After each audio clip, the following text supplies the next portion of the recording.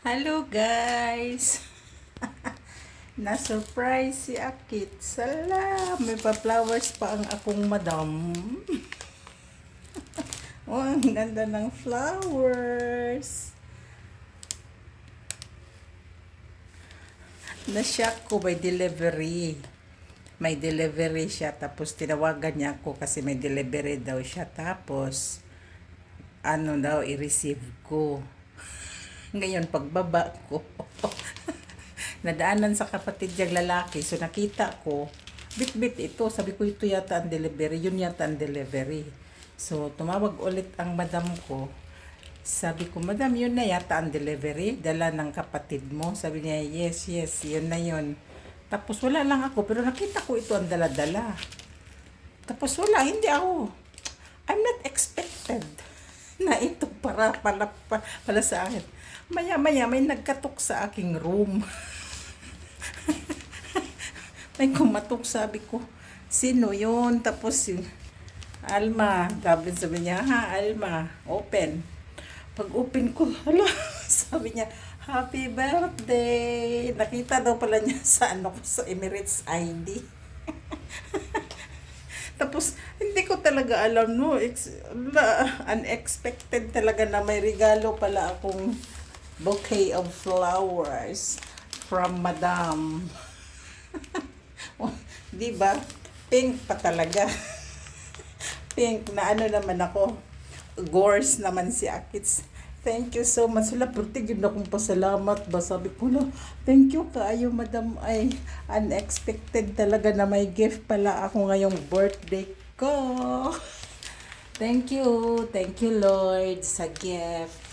At saka thank you Lord na may gift akong madam kahit ganun, di ba? Alam na dis kung anong mga mga kaugalian nila, di ba? Ganon yun. Pero sa akin okay lang kasi wala naman kaming argumento as of now. Pero sana wala. Sana hindi mangyari kasi okay naman siya. Tapos, minsan nagchika-chika kami na while sakay ko siya, chika-chika din kami. Tapos, ito pala, I'm so happy. You know, I'm happy na talaga kasi healthy ang life ko ngayon at saka stress-free na ako. So, I'm very blessed talaga this year 2024 sa akong birthday. Tapos nadagdagan pa ang bless na may isa akong bouquet of flowers from Madam. Thank you. Okay, ito lang ang aking ipagmalaki sa aking madam. Ito lang aking i-share sa inyo for today's vlog. Yan ang aking cute na refrigerator. Pero yung microwave, akin na yan. Kasi sinabi ko sa kanya, mayroon ako. Tsaka yung electric fan. Yung ibang mga electronics ko, akin naman. Yung pinoprovide lang niya yung ref, yung washing machine. Yun. Tapos sa itong room, ito ang aking mahiwagang kwarto na maliit. O, di ba? Ayun ang CR doon. Oh. Yun.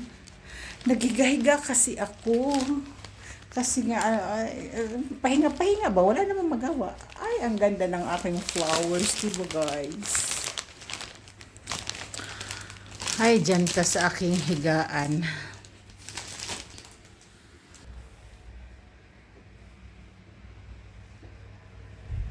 Yun na siya. Bye!